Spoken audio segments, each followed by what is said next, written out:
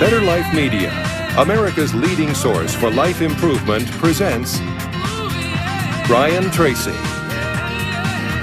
Secrets of Self-Made Millionaires.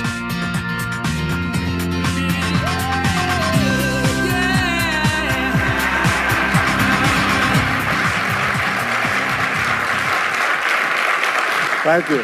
Thank you. Thank you for being here. I have some good news for you. More people are going to make more money in the next few years than have been made in all of human history. In the year 1900, there were 5,000 millionaires in America. In the year 2000, there were 5 million millionaires. That's an increase of 1,000 times. Now, there was a leveling off in 2001, 2002. In the last 2 years, the number of millionaires has jumped 33%. It's jumped to 8.2 million millionaires in America, and virtually all of them are self-made, which means they started without a pot to you-know-what in or a window to throw it out of. And they've made it in one generation. When we look at the wealthiest people in America today, Warren Buffett, Michael Dell, of course, Bill Gates, Paul Allen, and the Walton family, all first-generation multi-billionaires. We have a $12 trillion economy today that is growing at the rate of $500 to $600 billion a year, and all that money is going through somebody's fingers, and your job is to make sure it goes through yours and some of it sticks. Is that a good goal for today? And my job is to show you how to do it. The good news is that all the answers have been found. Self-made millionaires have been studied exhaustively. They've been analyzed. They've been interviewed by the hundreds of thousands and millions. And what we know is exactly who they are and what they do and how they think and how they tick and the decisions they make and the things that they do and they don't do. And the wonderful thing is this: if you do what other successful people do, you eventually get the same result that they do. Now, some people say, well, I started off without any money and I don't have any money now. Well, join the crowd. Nobody's got any money. Most people are broke up until their 40s and 50s. So if you're broke today, you're just one of the gang. The only question is, do you stay there? And the answer is no. Now, when I started off in this many years ago, I came from very poor beginnings. I did not graduate from high school. I finished in the half of the class that makes the top half possible. When I left school, I dropped out of high school. I could only get laboring jobs. I was told, by the way, if you don't get a good education, you won't do well in life. Don't get good grades, you won't get a good job. Don't go to college, you won't do well, and so on. And I believed that for a long time until I found there's hundreds of thousands, millions of people who dropped out of high school who went on to become millionaires and billionaires as well. The reason I say that to you, by the way, is don't let it hold you back. Don't let any experience that you've ever had in your life act as a brake on your potential, because there's hundreds of thousands of people who've had it worse than you could ever dream of, who've gone on to accomplish wonderful things. So, I worked at laboring jobs for several years. I worked in construction. I worked on farms and ranches. I worked in factories putting nuts on bolts hour after hour. And one day, in a state of frustration, I began asking this question: why is it that some people are more successful than others? Now, in the Bible, there's the line that says, "Seek and ye shall find, for all who seek findeth. Ask and the door will be open." So I began asking other successful people, what are you doing differently from me? And they told me, and I did it, and I got better results. I got into sales when I could no longer get a laboring job, like many of you. And in sales, I noticed that one of the guys in my company was making 10 times as much as anybody else, and he was selling the same product out of the same office at the same price to the same people under the same conditions, and he was making 10 times as much as anybody else. So I went and asked him, what are you doing differently from me? And he told me, and I did it. Now, what I discovered, which changed my life and which brought us here today, is I discovered the law of cause and effect. The law of cause and effect, sowing and reaping, action and reaction, is the great universal or iron law of the universe. What it says is that everything happens for a reason, is that there are no causeless effects, is that even if we don't know what is causing the effect, we trace it back. It's the basis of the scientific process, of all medical research, of all marketing, of all business, is if you can define an effect that you want, you can trace it back and find somebody who at one time did not have that effect, and then find out what they did, and then do the same things, and you eventually get the same results. We say that success is not an accident. Failure is not an accident. Success leaves tracks. So if you just follow the tracks of other successful people, no matter where you're starting from, you eventually get to the same place that they get. Well, this was a shocker for me, because, and I learned later in psychology, by the way, that one of the two most important things we need to have to be happy and healthy is a sense of control, a feeling that we are in control of our lives, that things are happening for a reason, and a sense of coherence. a feeling that things fit together. Well, when I realized the law of cause and effect explained everything, I thought, wow. So in sales, I went to the top of my sales force. I read and I learned, attended courses, and especially I applied what I learned. And then when I got into sales management, I again read the books and took the courses and asked for advice. And when I got into real estate and importation and development and manufacturing and distribution and a whole series of businesses over the years, the first thing I did is I asked, how does it work? How do people succeed in this field? And then I buried myself and immersed myself. I spent hours and hours and hours studying, and then I did what the most successful people did. Interesting point. We say that nature is neutral. In other words, nature doesn't care who you are. It doesn't care if you're tall or short or male or female or black or white, educated or uneducated. Nature doesn't care. All that nature cares is that you do what successful people do. It's like making a recipe. Nature doesn't care if you follow a recipe. If you follow the recipe exactly, you get the dish. Nature doesn't care who's doing it. And that's the wonderful thing about our society. It's basically like justice. It's blind, is nature doesn't care. In fact, there are a lot of people who are not as smart and not as talented as you who are doing vastly better than you, not because they're better, but because they're just following proven success methods. There's nothing that will make you madder than to see somebody who's dumber than you, who's making more money than you, right? Have you had that experience? So what we do is we use proven success methods. We just find out what they are, and we do them over and over again. Quick point, nothing works the first time, okay? Please understand that. Nothing works the first time. What is the average number of times that a person tries with a new goal before they give up? Can you guess? Well, the average is less than 1, because most people give up before they try even once. They say, that's a great goal. I'd love to be financially independent, and then they give up. They don't even try. They say, but I couldn't because of this and because of that and so on. And then they move away to a wonderful place called Someday I'll. You ever heard of Someday I'll? Someday I'll start saving money. Someday I'll get out of debt. Someday I'll lose weight. Someday I'll start a business. Someday I'll get serious about my finances. And most people live on Someday I'll. Your job and my job is to vote yourself off the island, right? And we start taking control of our lives. Well, about some years ago, I was called by a major businessman, and he asked me if I would do a talk for his 800 entrepreneurs that own separate franchises within his organization on how to become a self-made millionaire. And I said, sure. When you're a young speaker, you agree to speak on any subject. Sure, I'll speak on that subject. Now, I was just like most people. When I was young, I wanted to be a millionaire by the time I was 30.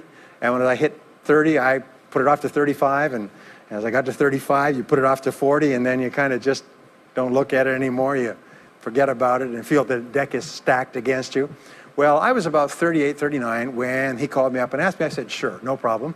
And I said, now, what do I know about self-made millionaires? And this is a shocker. I didn't know anything. Oh, I knew that they had more than $1 million, but that's a real basic piece of knowledge, you know. So I started thinking, what do I know about them? So I began to study them. And that's when I found out that they've been studied so thoroughly, is we know everything there is to know about them. They are a source of incredible fascination. And there's 50 years of research. So I began to read the studies and find out where they came from and what they did and how they thought and where they started and the decisions they made and the kind of people they were. One of the things that I learned, by the way, is that becoming a self-made millionaire is not the important thing. What is really important is the person you have to become a self-made millionaire. You have to become a totally different human being. One of my friends says that in order to achieve something you've never achieved before, you have to become someone you've never been before. And it's a really important insight, is the qualities that you need to develop, qualities on the inside to become a self-made millionaire, are incredible qualities that make you a vastly better person. Not only better in terms of character, determination, discipline, decision-making, strength, and so on, but they make you a far better person. They round out your character in a far better way. So the real payoff of becoming wealthy is not because you can eat more, because how many more meals can you eat? How many more clothes can you wear? But it's the kind of person that you become, and then the kind of people that you associate, the kind of life that you have. And so the things that we're going to talk about now, and I know that you're some of the smartest people in our country, so I'm going to give you these ideas very quickly, like dealing cards. What I found in my research is that there's a series of qualities that self-made millionaires have. If you have these qualities, your success is virtually guaranteed. And if you don't have these qualities, the qualities are learnable. Point number one is that all business or sales skills are learnable. All financial skills are learnable. If you can drive a car, you can learn any skill. If you can drive a car, you can learn the skill. Now, number two is you're probably only one skill away from doubling your income right now. you're probably only one skill away from setting yourself on the road to becoming a self-made millionaire. That turns out to be the case for almost everyone. And if you don't know what that skill is, maybe over the course of the time we spend together, it'll jump out at you. But whatever it is, you've got to find it out and go to work on it, because it is learnable. It's a learnable skill. People say, well, I've never been very good with money. Well, get over it. The fact of the matter is, you can learn what you need to learn to achieve anything that you want to achieve. So, the success secrets of self-made millionaires. Give yourself a score of 1 to 10, and if you are weak on one of these, it can be enough to hold you back. If you're strong on all of these, then there's no limit to what you can accomplish. The first is to dream big dreams. Dream big dreams. Practice what is called back from the future thinking and project forward. Develop a vision of yourself as happy, healthy, wealthy, thin. Practice what top people practice, which is what is called idealization. You project forward several years and that you imagine that your life is perfect in every way. Imagine that you have no limitations.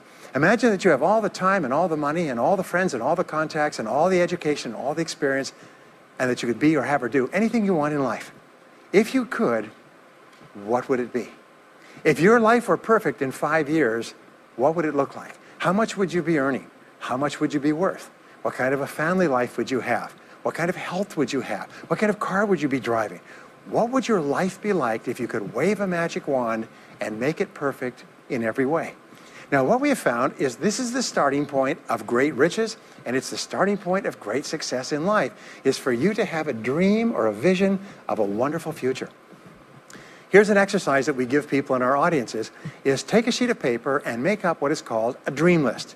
Now imagine this is kind of like a kid's Christmas list, and that it just allows you to just run wild and just write down everything that you could think of that you could possibly want. I had a friend who I taught this to, and he got so excited about it, he bought a spiral notebook, and he began writing. And he'd go through the newspaper, and every single thing he saw in the newspaper that was nice, he wrote it down as a goal. He ended up, first time through, with 330 goals. With the end of the month, he had 500 things that he wanted. The interesting thing was that his life exploded. He activated the law of attraction, and he began to attract into his life people, circumstances, ideas, resources, insights that began to move him toward the accomplishment of the goals and began to move the goals toward him. Number 2 is to do what you love to do. Whenever you find people who are really successful in life, they're people who do what they love to do.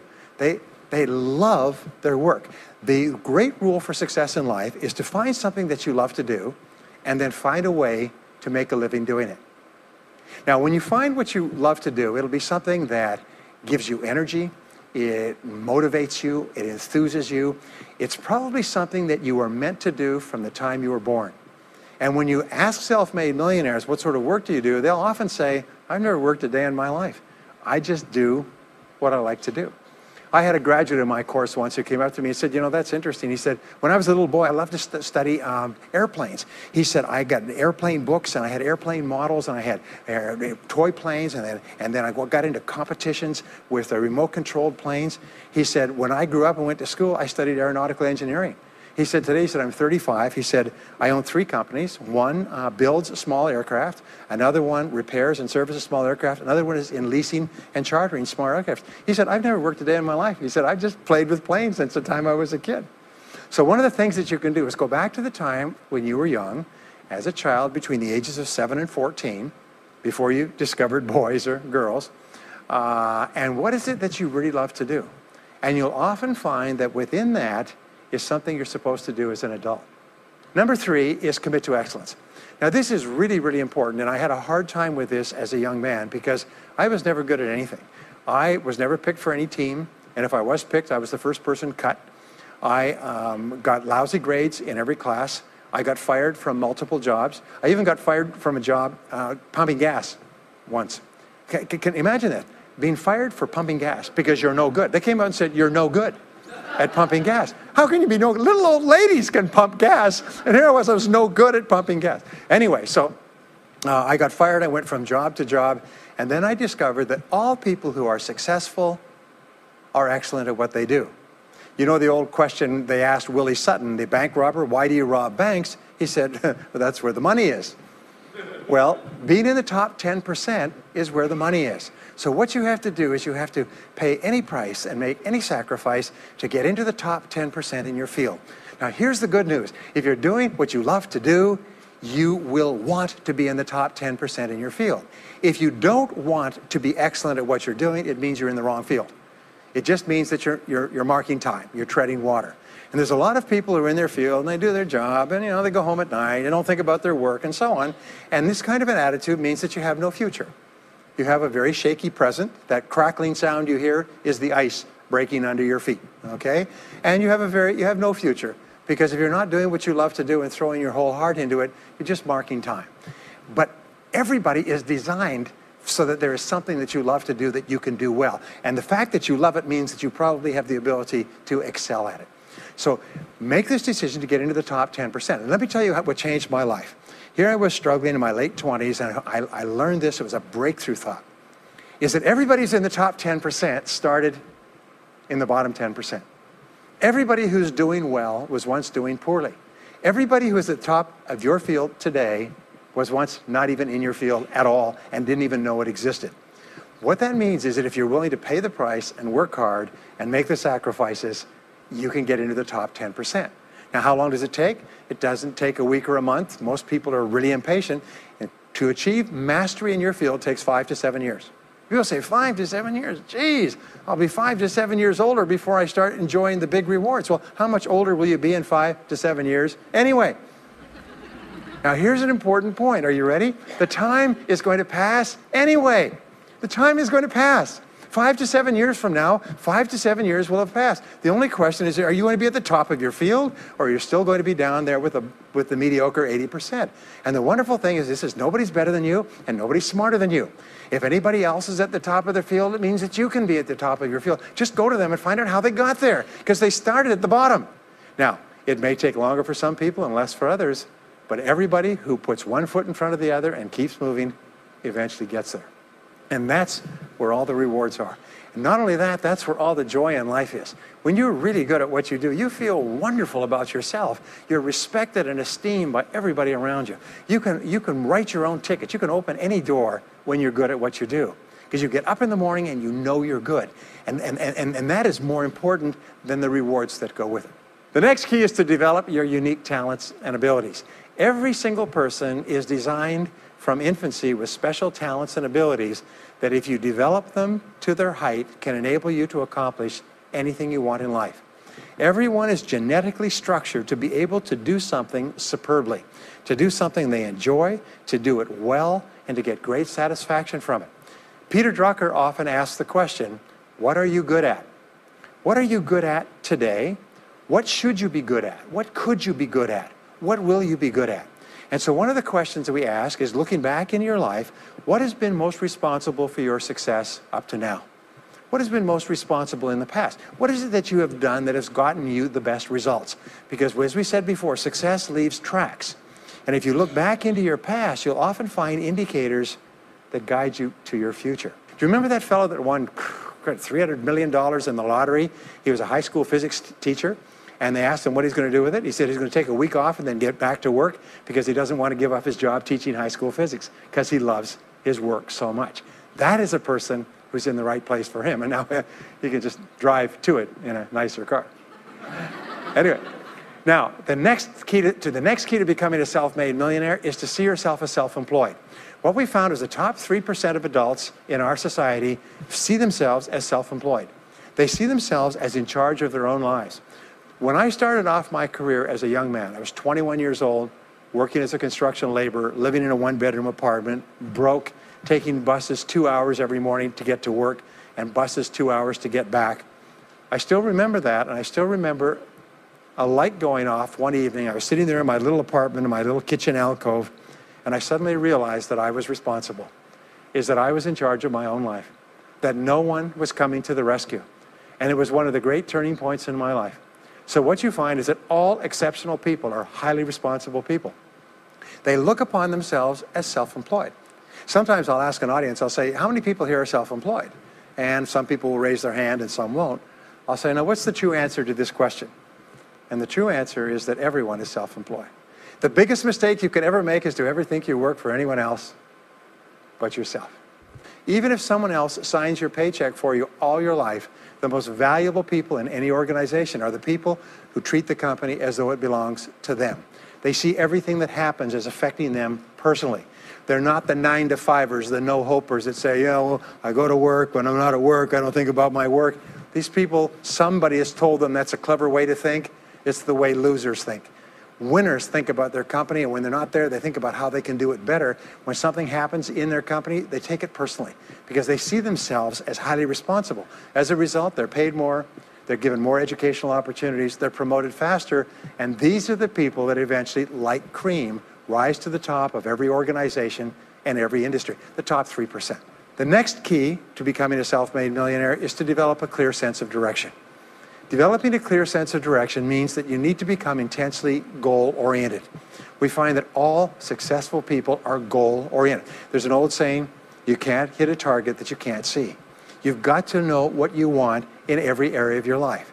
Some years ago, I worked with the Hunt Oil Company in Texas. The Hunt Oil Company was founded by H.L. Hunt, who became the wealthiest, self-made, multi-jillionaire billionaire in the world. At his peak, he owned 200 companies and had a royalty income of $3 million a day. Most phenomenal man, by the way. And he was interviewed by a friend of mine on television before he died in the early 70s. And he was asked, what are the secrets to success? He said, the keys to success have only been two through all my life, and I will tell you what they are. He said, number one, he said, decide exactly what it is you want and write it down and make a plan to achieve it. And number two is determine the price you're going to have to pay to get it and then resolve to pay that price. Now, where the law of sowing and reaping cause and effect, I learned an additional point to that. I learned that your current life today is the result of the price you've sown up to now. Is whatever you've put in, you get out. So whatever you're getting out today is a result of what you've put in. If you don't like what you're getting out, what you have to do is you have to put in something different. What I found is this, is that life is always just in the long run. So therefore, life says this, is there's a price you have to pay, and there's two qualities. First of all, you have to pay the price in full for your success of study, preparation, hard work, and so on. And second of all, you have to pay the price in advance. You don't get it afterwards. The way the world works is first you put in what you need to put in, and then you get out the rewards. So you have to ask yourself, what is the price that you have to pay to achieve the success that you desire? And you have to write it down and make a plan and work on it every day. Now let me give you a quick exercise, which is my only take-home or homework exercise for our time together. I want you to take a piece of paper like this and write down 10 goals that you'd like to accomplish in the next 12 months. Write the word goals and today's date at the top of the page.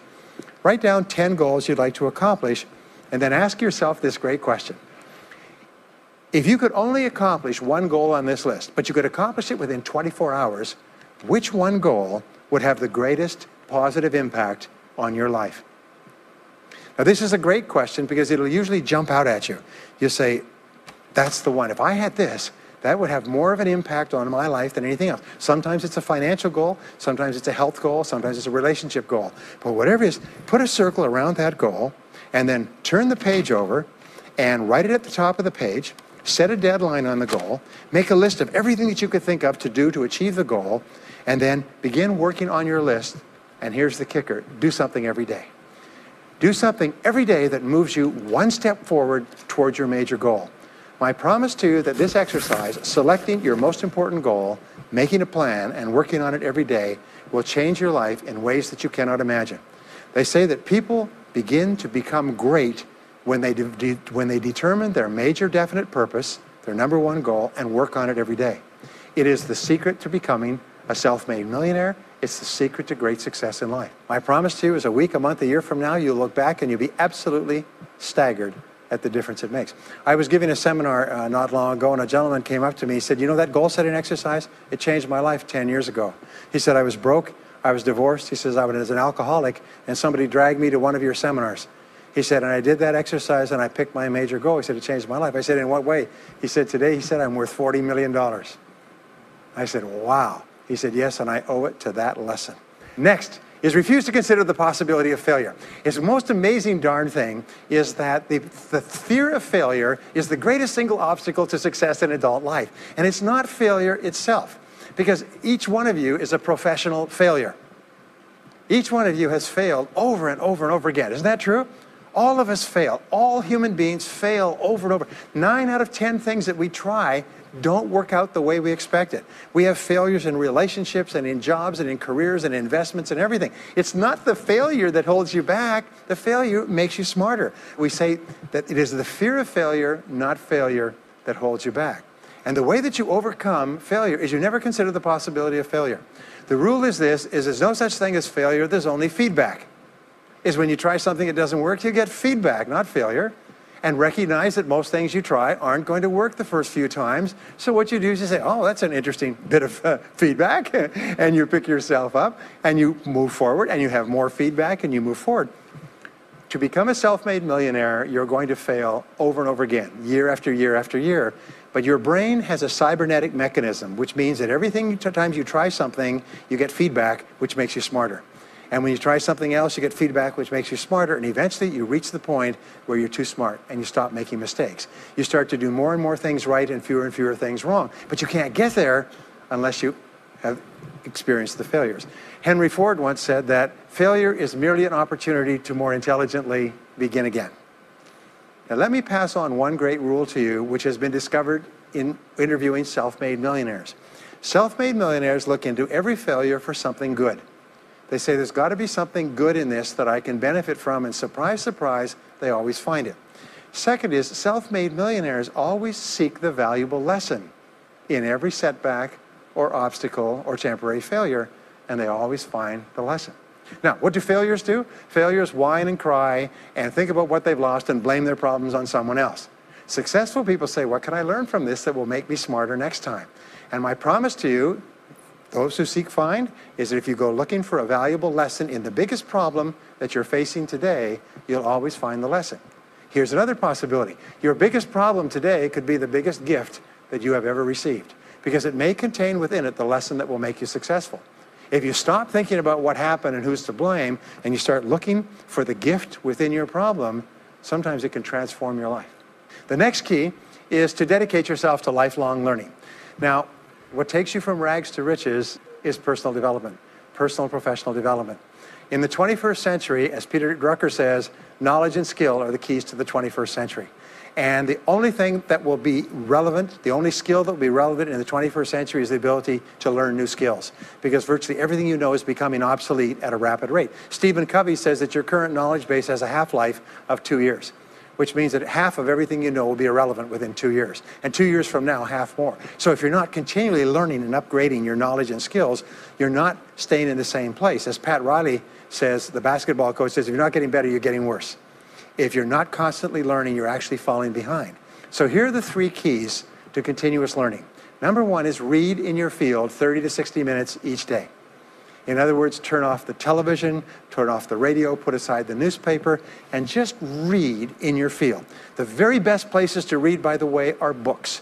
Read books, the best-selling books written by the most successful people in your field, because books contain a wealth of riches that can enable you to function at a far higher level, to get much better results than you could before. So read 30 to 60 minutes a day. I've had people tell me, countless people over the years, that reading an hour a day has doubled and tripled their income within a year. The second thing you do is take every course that you possibly can.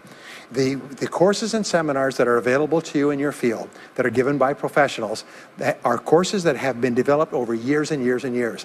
They have been tested and tested and tested. The person who is talking to you for several hours has spent thousands of hours learning their subject. They have dry tested this or done test runs with thousands of other people. When you take a course, you can learn enough information in 1 or 2 days, more than you could learn in 2 or 3 years or maybe even a lifetime, all distilled and put together. People say, I can't afford a course. You cannot afford not to buy books.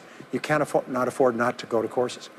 Some years ago, I had a dentist, and he was a very successful dentist. I was recommended to me by a friend. And this dentist retired at the age of 53. And just before he retired, he sold his practice for about $2 million. Just before he retired, he told me why. He said about 8 years before, he had attended a dental congress in Hong Kong.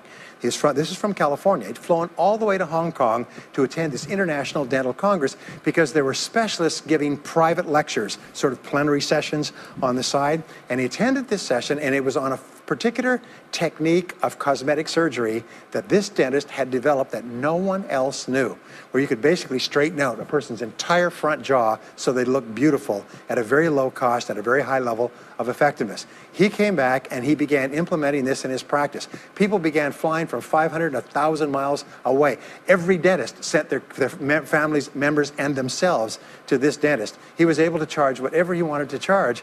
He said 8 years later, he retired as a self-made millionaire at the age of 53 to enjoy his money for the rest of his life from what he learned from one session at one convention at one course.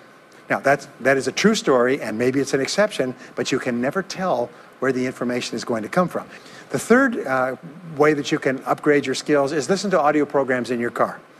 The average driver drives 500 to 1,000 hours a year, 25 to 50,000 miles. If you listen to audio programs in your car, according to the University of Southern California, you will get the equivalent of almost full-time university attendance just listening to learning material as you drive around. It can totally and profoundly change your life. Very, very important. Here's an interesting point. The more you commit yourself to becoming the best person you can be, the more you like yourself and respect yourself. The more energy you have, the bigger goals you set for yourself, the more you persist. When you invest in yourself and you read and learn and upgrade your skills, you're telling yourself, wow, I am a person with a great future, and it's up to me to maximize my potential. And your self-esteem goes up, your self-respect goes up, your sense of personal pride goes up, and you started to get promoted more and paid more in every part of your life. Well, the next is to develop a workaholic mentality. In our society today, you hear all these people talking about take it easy, have balance in your life, relax, lean back, have fun at work, happy, get along with your coworkers. This is loser talk. Loser, loser, loser. Now, there's a time in your life when you can back off, all right? You can take it easy. But that's when you've made it, not before you've made it. Because before you've made it, you're in a competition with hundreds of thousands of millions of other people, like at the Olympics, who also want to make it. And in order for you to win, you are going to have to work harder and work better and work smarter than they do. So the rule is to develop a workaholic mentality. What does this mean? It means that you start a little earlier, you work a little harder, and you stay a little later. Use what I call the 40-plus formula. The 40-plus formula says that working 40 hours a week gets you survival, and that's all. You work 40 hours a week, you survive. You make no progress. You don't go ahead. You just barely hang on. Every hour that you invest in your work or yourself over 40 is an investment in your future. So you can tell what your future is going to be with unerring accuracy by looking at how many hours over 40 you put in. Now, how many hours does the average self-made millionaire in America work until he passes the $1 million mark? 59. Some of them work 70, 80, 90. The average is 59 hours. How much does the average top executive work? 59 hours. So that's rule number one, is the hours you put in over 40. If people say, well, my office is locked and I can't get in more than 40 hours a week, then good. Then spend the rest of the time investing in yourself, getting better at your work when you do it. Now, here's my second principle, and this principle changes your life. It is this, is work all the time you work. When you work, work, don't play. Fully 50% of working time today is wasted, and it's wasted in idle conversation, personal business, family phone calls, surfing the internet, reading the newspaper, drinking coffee, long lunchtimes, coming in late and leaving early. And then the other 50%, you're scrambling because you're behind because you wasted so much time fooling around. Now you start to work, and you don't work on high priority tasks. You try to get rid of all the little stuff. So what happens is the big tasks begin to build up like an avalanche overhang, and they cause enormous stress. And you go home at night and you're thinking about this job, I've got to get this project finished, but I can't discipline myself to stop talking to my coworkers. Every time one of them comes in, I like automatic, like a conditioned response, it's blah, blah time. Chatter, chatter, chatter, chatter, chatter, chatter, chatter, chatter. No, what you have to do is work all the time you work. If someone comes in and says, hey, you've got a minute to talk, you say, yes, but not now. Why don't we talk after work? Meanwhile, I've got to get back to work. I'll tell you what, why don't you go down the hall and ruin his career? But don't stand here and ruin mine. It's really important. There's a great story of a little girl goes to her mother and says, Mommy, why is it Daddy always brings his briefcase home and he works in the evenings and he works on the weekends and he doesn't spend any time with the family? And she says, well, honey, you have to understand, Daddy can't get all his work done at work, so he has to bring it home. She said, why don't they put him in a slower class? Next key is to get around the right people. This is a key for becoming a self-made millionaire, is get around the right people. Dr. David McClellan at Harvard did studies for 25 years looking into why it is that some people succeeded greatly in life. What he found was as much as 99% of your success in life is going to be determined by what he called your reference group. Your reference group are the people with whom you habitually associate. They're the people that you associate with at work, the people you associate with home, your church, your political party, your social circle. What he found in working with people is that changing a person's reference group totally transformed the way they think. Why? It's because we are like chameleons, and we absorb through the skin the attitudes, the opinions, the behaviors, the style of dress, the style of speech of the people with whom we associate most of the time. If you start to associate with winners most of the time, you find that they have a totally different worldview. They're positive, they're upbeat, they're focused, they're learning, they're growing, they're positive at what they're doing, and you start to become like that. We know that our relationships determine 85% of our happiness or unhappiness in life. In other words, if you have bad relationships, personal relationships, they will drag you down worse than a sea anchor. If you work for a bad boss, it'll destroy all your joy in work. If you have one negative coworker, they found that one negative person in an office can cast a blackness over the whole office because of his or her negativity. And so the most important thing you do is you choose your relationships with care and only associate with people that you like and respect and enjoy being around. Next is be prepared to climb from peak to peak. One of the keys to becoming a self-made millionaire is to realize that life is never one continuous train. It's always up and down. So it goes up. Like if you climb a mountain peak, you have to go down into the valley before you climb the next peak. So all of life is cycles and trends. All of life is cycles and trends. And there's up cycles and there's down cycles and there's up trends and there's down trends. The question is, what is the general direction of your trends? We say this, is that life is 2 steps forward and 1 step back. Successful people focus on the 2 steps forward and then they protect themselves on the downside. They build up cash reserves.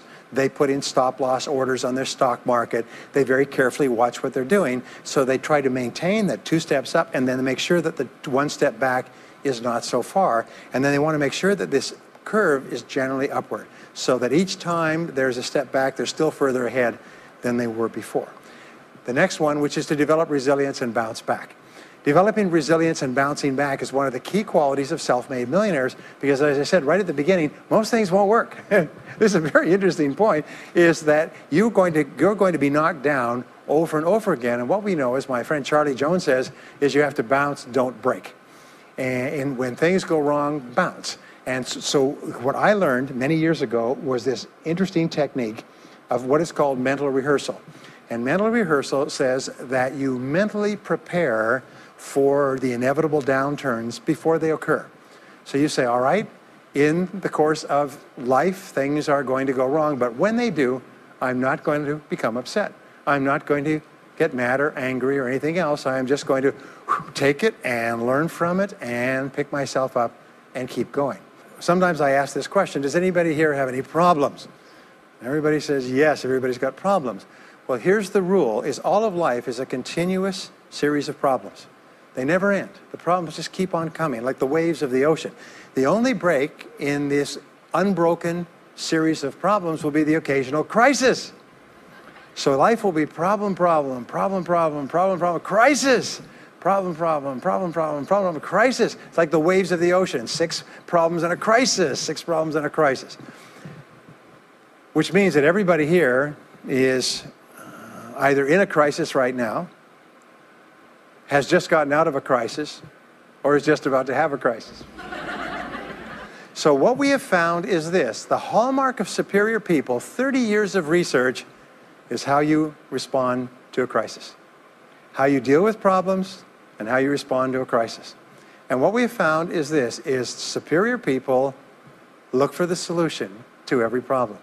They don't allow themselves to become upset and angry. When something goes wrong, they say, okay, what's the solution? And they become intensely solution-oriented. When you have a very intense problem, that stimulates creativity to solve the problem. So what you do is you write and define the problem clearly. If you have a problem, you say, wait a minute, what is my problem? What is it that I'm worried about? And write it down. And the very act of defining a problem clearly often triggers the solution to the problem. One last technique that I want to give you with regard to your major definite purpose. And if you only do these two things as a result of our time together, they will transform your life.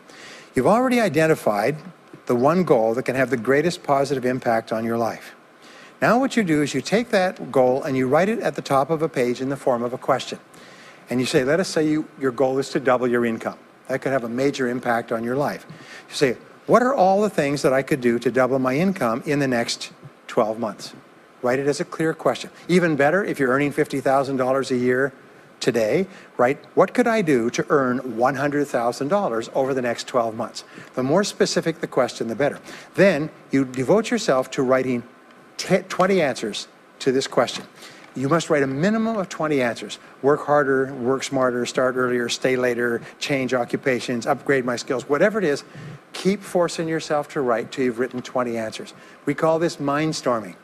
The first 3 to 5 answers will be easy. The next 3 to 5 answers will be difficult. The last 10 answers will be incredibly difficult. But I have given this exercise to people who've gone on to become millionaires so many times I've lost track, because they often find that the 20th answer changes their whole life. And if you've ever done this once, it's absolutely staggering. More people have become millionaires with this simple idea of mindstorming, what I call the 20 idea method, than any other single method of creative thinking ever discovered. Once you've got your 20 answers, pick one answer and take action on it immediately. Once you've got, it doesn't matter what it is, just take one answer and take action on it, and that will keep you thinking and acting creatively all day long. The next key to becoming a self-made millionaire is to become an unshakable optimist. An unshakable optimist means that you think and talk about what you want most of the time. Optimists think and talk about what they want. They look for the good in every situation. They seek the valuable lesson. They're constantly feeding their mind with great ideas, which opens up new perspectives. What I have found is that optimists have 3 wonderful qualities. Number 1 is they learn more things. As a result, they dramatically increase the likelihood that they will learn the right thing at the right time. Number 2 is they try more things, which dramatically increases the likelihood that they'll try the right thing at the right time. And number 3 is they persist. They never give up. Optimists make a decision that once they've decided they're going to become wealthy, they just never stop until they achieve that goal. Now, will they have many setbacks and obstacles and difficulties? Do you know that almost everybody succeeds in a different direction from what they originally intended or from what they originally thought? But they just keep going. Almost like a football player running down the field, running, blocking, changing, moving back, forward, continually, but never loses sight of the goal. So optimists learn more things, try more things, and persist longer. I want to leave you with the last 2 qualities of self-made millionaires. Second to the last quality is that they develop the qualities of courage and persistence. I said before, the biggest single obstacle to success is the fear of failure. The antidote to the fear of failure is the habit of courage. And what we know is that you need 2 types of courage to succeed. The first type of courage is the courage to begin. It's the courage to launch with no guarantees of success. Someone once said that if all obstacles must first be removed, nothing will ever get done. So successful people are willing to think, plan, make decisions, and then take action with no guarantees. We say leap and the net will appear. Take action with no guarantees and then learn. The second part of courage is the courage to endure. It's the courage to persist. It's the courage to keep on keeping on. It's to make the decision in advance that you will never give up. No matter what happens, you will never give up. You will get knocked down over and over again, but you'll never give up. And the interesting thing is, if you make that decision in advance, you'll find yourself continually bouncing back. So courage means the courage to begin and the courage to endure. And the final quality of self-made millionaires, and Napoleon Hill called this the master key to riches. After studying 500 of the richest people in American history, he said it's the quality of self-discipline. It's the ability to make yourself do what you should do, when you should do it, whether you feel like it or not. The quality of self-discipline is the quality that will make you a big success. It's the ability to force yourself to do what you know you should do. And here is the wonderful discovery. Is persistence is self-discipline in action.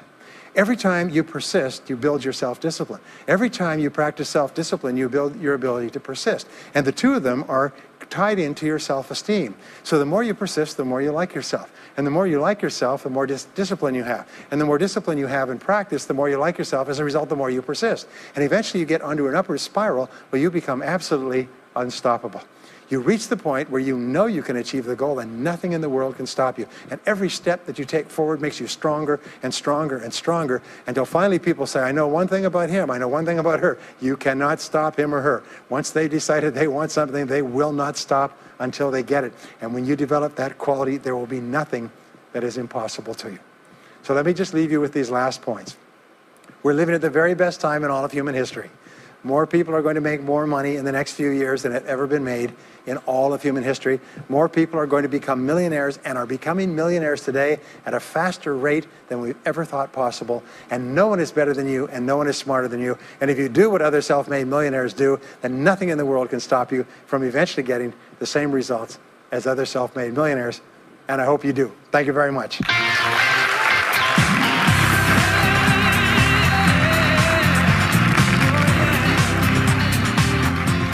We hope you've enjoyed this special presentation of Brian Tracy's Secrets of Self-Made Millionaires.